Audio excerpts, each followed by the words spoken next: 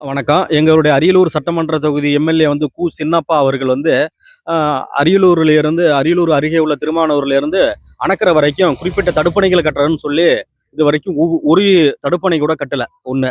2 வந்து பார்த்தீங்கன்னா, முந்திரி தொழிற்சாலை. எங்க உடையார்பாளையம் பக்கத்துல அதிகமான நாங்க முந்திரி விவசாயம் பண்ணிட்டு இருக்காங்க விவசாயிகள்லாம். அங்க ஒரு முந்திரி தொழிற்சாலை உருவாக்குறேன்னு சொன்னாங்க. இதுவரைக்கும் ஒரு முந்திரி தொழிற்சாலையும் இல்ல. அதேபோல திமுக அரசாங்கம் என்ன சொன்னாங்க, படித்த இளைஞர்களுக்கு அரசாங்கத்துல வேலைவாய்ப்பும் அல்லது தனியார்ல வேலைவாய்ப்பும் தரேன்னாங்க. நான்லாம் ஒரு எம்எஸ்சி பிஎட் முடிச்சுட்டு இன்னைக்கு இன்னமும் எங்க அப்பாவோட சேர்ந்துக்கிட்டு கூலி விவசாயம் தான் பண்ணிட்டு இருக்கேன். ஒரு வேலைவாய்ப்புக்கும் வாய்ப்பு இல்ல. அப்படி அந்த வேலைவாய்ப்பை நம்ம போய் பெறணும் அப்படின்னு சொன்னோம்னா, இன்னைக்கு தமிழக அரசு லாஸ்டா நடந்த நிகழ்வு என்னன்னா, அரசு பேருந்து நடத்துனர் ஓட்டுநருக்கு குறைந்தபட்சம் 7,00,000 ரூபாய் லஞ்சமா வாங்குறாங்க.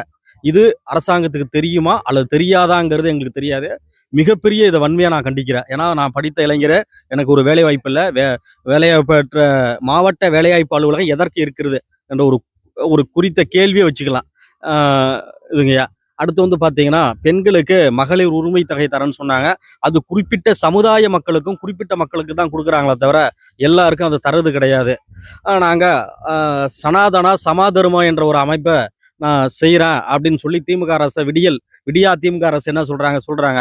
ஆனா இது வரைக்கும் தமிழகத்துல குறிப்பிட்ட இந்து கோயில்களை இடிச்சிருக்காங்க. சரிங்களா? கேட்டா அரசாங்கம் பொது இடத்துல இருக்கு அப்படிங்கிறாங்க.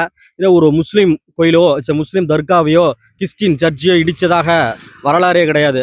அவங்களுக்கு தாக்கக்கூடிய ஒரே ஆளுனா இந்துக்களை. இது ரொம்ப நான் இந்துக்களா என்பது ரொம்ப கண்மையா கண்டிக்கிறோம்.